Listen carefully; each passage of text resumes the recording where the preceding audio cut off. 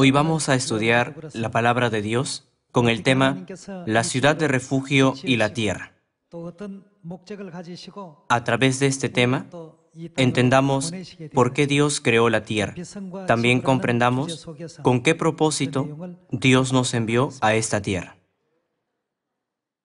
La ley de la ciudad de refugio en Israel era una de las leyes del Antiguo Testamento. Esta es una verdad muy importante, porque Dios nos muestra cómo regresar al reino de Dios a través del sistema de la ciudad de refugio. Veamos la palabra de Dios, Hebreos capítulo 10, versículo 1. Porque la ley, teniendo, ¿qué cosa? La sombra de los bienes venideros. La ley es solo una sombra. Entonces, ¿puede una sombra crearse sin su realidad? Dios dio la ley en los días de Moisés como una sombra, a fin de mostrar cómo se cumpliría su realidad en el futuro. Y en la época del Nuevo Pacto, Dios dio la ley del Nuevo Pacto a toda la humanidad. Hoy, dediquemos un tiempo a conocer la función y el rol de la ley y a encontrar la voluntad de Dios acerca del sistema de la ciudad de refugio que aparece en la ley. Veamos Números capítulo 35, versículo 9. Habló Jehová a Moisés diciendo: Habla a los hijos de Israel y diles: Cuando hayáis pasado al otro lado del Jordán, a la tierra de Canaán, os señalaréis ciudades. ¿Qué ciudades? Ciudades de refugio tendréis, donde huya el homicida que hiriere a alguno de muerte sin intención. Herir a alguno de muerte sin intención significa matar a alguien accidentalmente. Es un caso de una persona que se convierte en criminal al matar a alguno por error. Dios ordenó a los israelitas seleccionar 6 ciudades como ciudades de refugio, para que quienes mataban a algunos sin intención pudieran huir allí. Este es un sistema que aparece en la ley, pero si lo analizamos detenidamente, podemos encontrar en él la manera de ir al reino de los cielos. Sigamos. Y os serán aquellas ciudades para refugiarse del vengador, y no morirá el homicida hasta que entre en juicio delante de la congregación. De las ciudades, pues, quedaréis, tendréis 6 ciudades de refugio. 3 ciudades daréis a este lado del Jordán, y 3 ciudades daréis en la tierra de Canaán, las cuales serán ciudades de refugio. Estas 6 ciudades serán de refugio para los hijos de Israel, y para el extranjero, y el que more entre ellos, para que huya allá cualquiera que hiriere de muerte a otro sin intención. Si es así, ¿quién es la persona que mató a otra sin intención? ¿Y quién es el que mató con intención? Encontremos la diferencia a través del versículo 16. Según el versículo 16, si un hombre golpea a otro con un instrumento de hierro y muere, ¿qué es? Homicida. Homicida significa el que mata a alguien con intención. Tal persona mató a otra con la voluntad de asesinarlo. ¿Qué dijo Dios acerca de los homicidas? El homicida morirá, y si con piedra en la mano que pueda dar muerte lo hiriere y muriere, homicida es, el homicida morirá. Y si con instrumento de palo en la mano que pueda dar muerte lo hiriere y muriere, homicida es, el homicida morirá. El vengador de la sangre, él dará muerte al homicida. Cuando lo encontrare, él lo matará. Y si por odio lo empujó, o echó sobre él alguna cosa por acechanzas, y muere, o por enemistad lo hirió con su mano, y murió, el heridor morirá, es homicida. Dios dice que la persona que mató a otra con intención debe morir, pagando con su vida. Esto significa que tal homicida no debe ser dejado vivo, sino que debe ser castigado con la muerte. Versículo 22. Mas si casualmente lo empujó sin enemistades. Hay casos en los que alguno mata a otro por accidente, sin tener un corazón malo, ¿verdad? O echó sobre él cualquier instrumento sin acechanzas, o bien, sin verlo, hizo caer sobre él alguna piedra que pudo matarlo y muriere, y él no era su enemigo, ni procuraba su mal, entonces la congregación juzgará entre el que causó la muerte y el vengador de la sangre conforme a estas leyes, y la congregación librará al homicida de mano del vengador de la sangre. De esta manera, si una persona moría debido a un accidente, y no por la intención de alguno, ya que no era un homicidio con intención, para los que habían matado sin intención, Dios creó la ley de la ciudad de refugio, para que pudieran huir del vengador de la sangre. Esta no es una simple ley de Moisés. Si entienden completamente el sistema de la ciudad de refugio, comprenderán por qué Cristo vino a la tierra y murió en la cruz. ¿Y por qué podemos regresar al reino de los cielos a través de su sangre? Todas esas cosas están contenidas en la ley de la ciudad de refugio. Veamos el versículo 25. Y la congregación librará al homicida de mano del vengador de la sangre, y la congregación lo hará volver a su ciudad de refugio, en la cual se había refugiado, y morará en ella hasta que muere el sumo sacerdote, el cual fue ungido con el aceite santo. Entonces, ¿cuánto es el tiempo de prisión para los que están en la ciudad de refugio? ¿Deben estar allí un día, o 10 días, o 10 años, o 100 años? ¿De quién depende? ¿Está escrito que deben estar allí? Hasta la muerte del sumo sacerdote, que fue ungido con el aceite santo. Si una persona entraba en la ciudad de refugio hoy y el sumo sacerdote moría mañana, su tiempo de prisión era de solo un día. Esa persona podía regresar a su hogar en un día. Sin embargo, si una persona huía a la ciudad de refugio y el sumo sacerdote era joven, tenía que permanecer allí por el resto de su vida con el sumo sacerdote. No hay un tiempo determinado de prisión en la ciudad de refugio. Los pecadores debían permanecer allí hasta que muriera el sumo sacerdote ungido con el aceite santo. Esta parte es muy importante.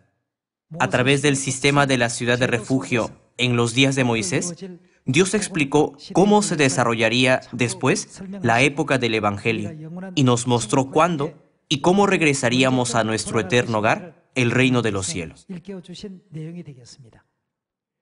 Veamos el versículo 26. Mas si el homicida saliere fuera de los límites de su ciudad de refugio, en la cual se refugió, aunque el acusado cometió un pecado sin intención, ¿qué habría pasado si se hubiera sentido aburrido en la ciudad de refugio y hubiera salido para ver el mundo exterior, traspasando los límites de la ciudad de refugio? ¿Qué habría pasado si el acusado hubiera sido encontrado por la familia de la persona que había matado?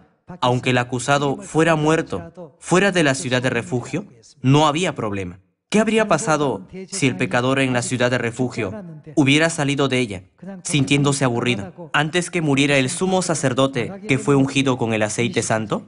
Versículo 27.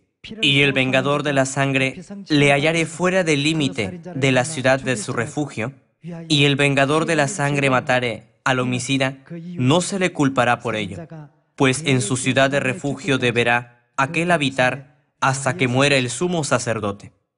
Aunque fuera de la ciudad de refugio mataran a la persona que debía permanecer en la ciudad de refugio, aunque el vengador de la sangre matara al acusado, el vengador no era culpado de homicidio. Y después que haya muerto el sumo sacerdote, el homicida volverá a la tierra de su posesión. Estas cosas os serán, por ordenanza de derecho, por vuestras edades, en todas vuestras habitaciones. Estas cosas eran ordenanzas de derecho para todos los israelitas por sus generaciones, en todo lugar donde vivieran. Veamos el versículo 30. Cualquiera que diere muerte a alguno, por dicho de testigos, morirá el homicida. Mas un solo testigo no hará fe contra una persona para que muera. Y no tomaréis precio por la vida del homicida, porque está condenado a muerte. Indefectiblemente morirá. Tomar precio es inútil para un homicida. Ni tampoco tomaréis precio del que huyó a su ciudad de refugio, para que vuelva a vivir en su tierra, hasta que muera el sumo sacerdote. Antes de la muerte del sumo sacerdote ungido, nadie podía ser liberado de la ciudad de refugio, aunque hubieran ofrecido plata, oro, sobornos u otro material. No podrían haber sido liberados de allí por más rescate que pagaran. Si es así, ¿quién es el personaje clave en la ciudad de refugio? Es el sumo sacerdote que fue ungido con el aceite santo. Está escrito que la ley es una sombra de los bienes venideros. Entonces, ¿quién es la realidad del sumo sacerdote? Averigüemos a quién se refiere el sumo sacerdote ungido que aparece aquí. Y también, ¿quiénes representan estos pecadores y dónde está la patria perdida? Estudiando estas preguntas una por una, verifiquemos el hecho de que la tierra donde viven los seres humanos es la ciudad de refugio espiritual que aparece en Números capítulo 35. En primer lugar, averigüemos quién es el sumo sacerdote ungido. Por favor, veamos Daniel, capítulo 9, versículo 24. 70 semanas están determinadas sobre tu pueblo y sobre tu santa ciudad, para terminar la prevaricación y poner fin al pecado, y expiar la iniquidad. Expiar significa tener redención eternamente, para traer la justicia perdurable y sellar la visión y la profecía, y ungir al santo de los santos. Sabe, pues, y entiende que desde la salida de la orden para restaurar y edificar a Jerusalén hasta el Mesías príncipe,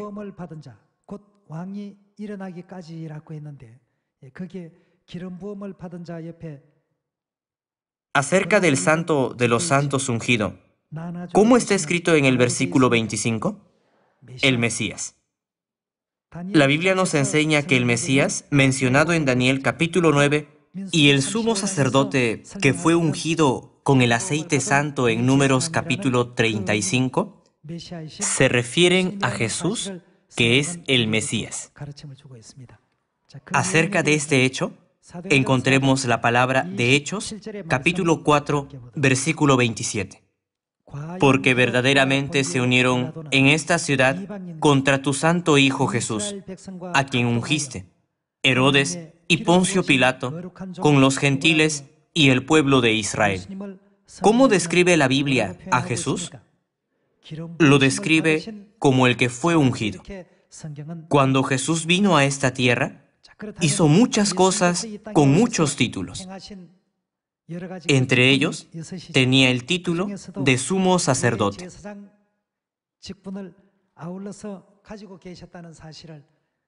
El apóstol Pablo dio a conocer esto a los santos hebreos.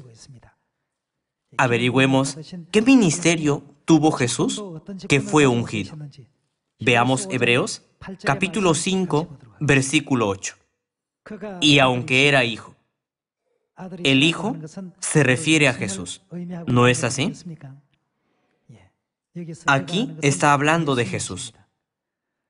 Por lo que padeció, aprendió la obediencia y habiendo sido perfeccionado, vino a ser autor de eterna salvación para todos los que le obedecen. Y fue declarado por Dios sumo sacerdote según el orden de Melquisedec. Resulta que la realidad del sumo sacerdote ungido que aparece en la ley era Jesucristo. Está escrito que el ungido era Jesús y que su título era sumo sacerdote según el orden de Melquisedec. Por lo tanto, podemos confirmar que el sumo sacerdote que aparece en la ley no es otro que Jesucristo. El personaje importante en el sistema de la ciudad de refugio es el sumo sacerdote, Y los demás personajes que viven en la ciudad de refugio son los pecadores. Actualmente, la tierra es referida como la ciudad de refugio. Si es así, ¿todos los seres humanos que viven en el planeta Tierra son pecadores? Veamos Romanos, capítulo 3, versículo 10. Como está escrito, no hay. ¿Qué cosa? No hay justo ni aun uno. ¿Qué significa esto? Si no hay justo ni uno solo, ¿quiénes son los que viven en la tierra? Todos son pecadores que vinieron a la tierra y están viviendo aquí. Según Mateo capítulo 9, ¿cómo son definidos los que viven en la tierra? ¿Dios también define a todas las personas como pecadores? Veamos el capítulo 9, versículo 13. Id pues y aprended lo que significa misericordia quiero y no sacrificio, porque no he venido a llamar a justos, sino ¿a quiénes? A pecadores al arrepentimiento. Está escrito que Él vino. ¿Dónde estaba Él antes de venir a la tierra? En el cielo. Él vino del cielo a la tierra para buscar a los pecadores. Todos los seres humanos de la tierra son pecadores. No hay ningún justo, ni uno solo. Por eso el apóstol Pablo describió a Cristo diciendo, aunque Jesucristo no tenía pecado, Él vino a la tierra para salvar a los seres humanos, poniéndose las ropas del pecado. Todos los seres humanos que viven en la tierra son pecadores. Ya que todos los humanos son pecadores, están viviendo en la tierra. Veamos Hebreos capítulo 11, una vez más, y confirmemos que el planeta Tierra es ciertamente la ciudad de refugio. Veamos Hebreos capítulo 11, versículo 13. Conforme a la fe murieron todos estos sin haber recibido lo prometido, sino mirándolo de lejos y creyéndolo y saludándolo y confesando que eran, ¿qué? Extranjeros y peregrinos sobre la tierra. Nuestra vida en la tierra es descrita como la vida de extranjeros y peregrinos sobre la tierra. Las palabras extranjeros y peregrinos sobre la tierra indican que nuestra patria es un mundo diferente, no la tierra. Veamos el versículo 14. Porque los que esto dicen claramente dan a entender que buscan una patria, pues si hubiesen estado pensando en aquella de donde salieron, ciertamente tenían tiempo de volver, pero anhelaban una mejor, esto es celestial. El reino de los cielos es nuestra tierra natal. Ahora vivimos en el planeta Tierra, dejando atrás nuestro hogar, el cielo. Y el sumo sacerdote ungido está con nosotros en el planeta Tierra. ¿Qué significa todo esto? Esto significa que la Tierra es la verdadera ciudad de refugio espiritual que es testificada en la ley del Antiguo Testamento. Están el sumo sacerdote y los pecadores. Y ahora vivimos aquí, lejos de nuestro hogar. Viendo estos tres factores, podemos confirmar el hecho de que la realidad de la ciudad de refugio, que aparece en Números capítulo 35, es el planeta Tierra donde vivimos. Si es así, ¿cuál es la manera de volver a nuestro hogar, el reino de los cielos, desde el planeta Tierra?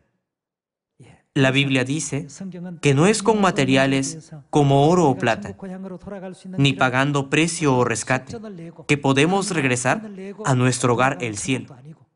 Solo a través de la muerte del sumo sacerdote, solo a través de su preciosa sangre, podemos regresar al reino celestial. Esto es lo más importante para nosotros. Veamos, Primera de Pedro, capítulo 1, versículo 18.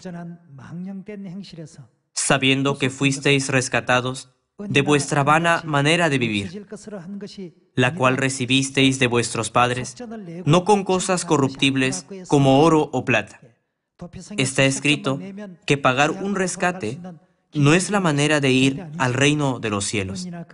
El camino para regresar a la patria nunca puede ser abierto por un rescate en la ciudad de refugio, no con cosas corruptibles como oro o plata, sino con la sangre preciosa de Cristo, como de un cordero sin mancha y sin contaminación. De esta manera, fuimos redimidos. En otras palabras, la sangre preciosa de Cristo significa la muerte de Cristo, que es el sumo sacerdote, ¿cierto? Como Cristo murió en la cruz, se abrió ampliamente la puerta de la gloria a través de la cual los pecadores del cielo podemos regresar a nuestro hogar el cielo. Verifiquemos esto en Efesios capítulo 1, versículo 7, en quien tenemos redención ¿a través de qué? Por su sangre, el perdón de pecados según las riquezas de su gracia. La manera de ser liberados de la ciudad de refugio no era a través de ningún poder del mundo, o propiedades, o conocimiento, o personaje, de los cuales el mundo se jacta. Solo a través del sacrificio de Cristo, que es el sumo sacerdote, solo a través de su muerte, puede abrirse la puerta de la gloria para regresar a nuestro eterno hogar, el cielo. A fin de conmemorar el sacrificio de Dios, Dios hizo que se sacrificara el cordero de la Pascua o un macho cabrío como ofrenda de expiación en los días de Moisés. Podemos ver que todos los sacrificios eran presentados a Dios como una ofrenda de expiación. Esto se registró como una sombra en la ley. Y entre ellos, una de las cosas más santas y grandes es el sacrificio de la Pascua, ¿verdad? La Pascua es el día para conmemorar el sacrificio de Jesucristo. Dios nos da la vida eterna y nos hace heredar la carne y la sangre de Dios. Y a través de ese día de la Pascua, Dios hace que los desastres pasen por encima de nosotros y ejecuta juicio sobre los dioses ajenos, a fin de que conmemoremos el santo sacrificio del sumo sacerdote sin olvidarlo. Dios nos hizo celebrar la significativa fiesta de la Pascua. Ahora encontremos este contenido en 1 Corintios capítulo 11. Capítulo 11, versículo 23. Porque yo recibí del Señor lo que también os he enseñado, que el Señor Jesús, la noche que fue entregado, tomó pan, y habiendo dado gracias, lo partió y dijo: Tomad, comed, esto es mi cuerpo, que por vosotros es partido, haced esto en memoria de mí. Asimismo, tomó también la copa, después de haber cenado, diciendo: Esta copa es el nuevo pacto en mi sangre, haced esto todas las veces que la bebiereis en memoria de mí. Así pues, todas las veces que comiereis este pan y bebiereis esta copa, ¿qué sucede? La muerte del Señor anunciáis hasta que Él venga. ¿Quién es el Señor? Cristo. Entonces, debemos proclamar la muerte de Cristo, que es el sumo sacerdote ungido, hasta que Él venga. A través de la muerte, todos nosotros somos redimidos de la ciudad de refugio, y se abrió el camino de la gloria para regresar a nuestro hogar. Entonces, ¿qué debemos hacer todos juntos? Está escrito que debemos participar en el pan y el vino, ¿cierto? Veamos el versículo 27.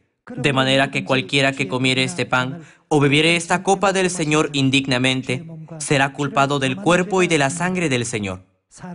Por tanto, pruébese cada uno a sí mismo y coma así del pan y beba de la copa. Según estos contenidos, el día para conmemorar el sacrificio del sumo sacerdote que fue ungido con el aceite santo es la Pascua. Veamos 1 Corintios, capítulo 10, versículo 16. La copa de bendición que bendecimos, ¿no es la comunión de la sangre de Cristo? El pan que partimos, ¿no es la comunión del cuerpo de Cristo? La oración, el pan que partimos no es Él.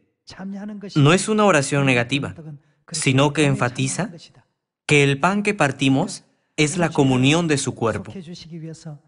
Por lo tanto, la Pascua es una santa ceremonia a través de la cual podemos ser vestidos de la sangre del santo sacrificio del sumo sacerdote ungido, y nuestros pecados pueden ser redimidos.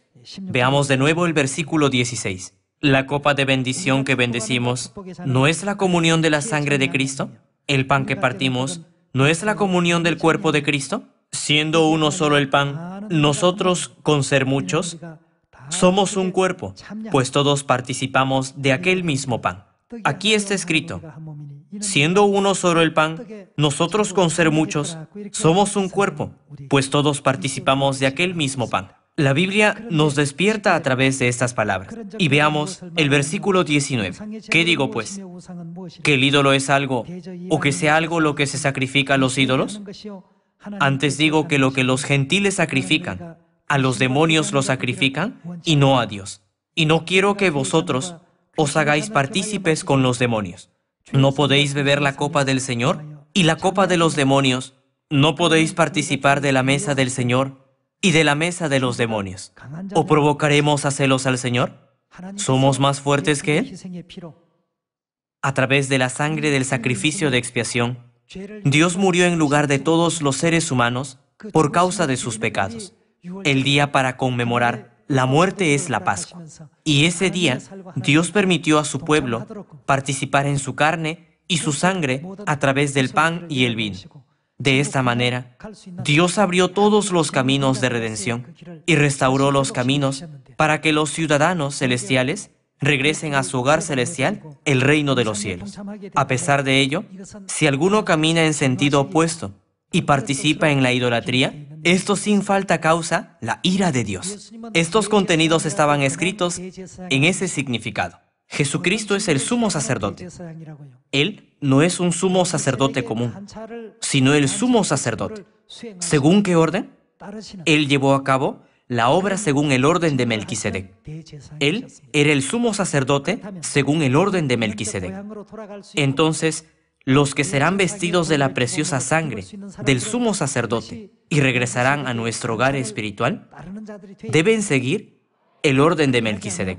De lo contrario, nunca podríamos regresar a nuestro hogar espiritual, el reino de los cielos que perdimos antes.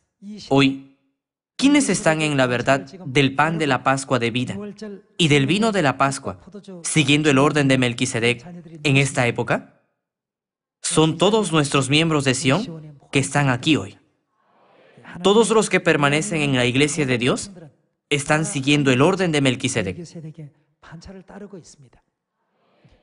Dios nos escogió no por nuestro conocimiento, propiedades, materiales o autoridad.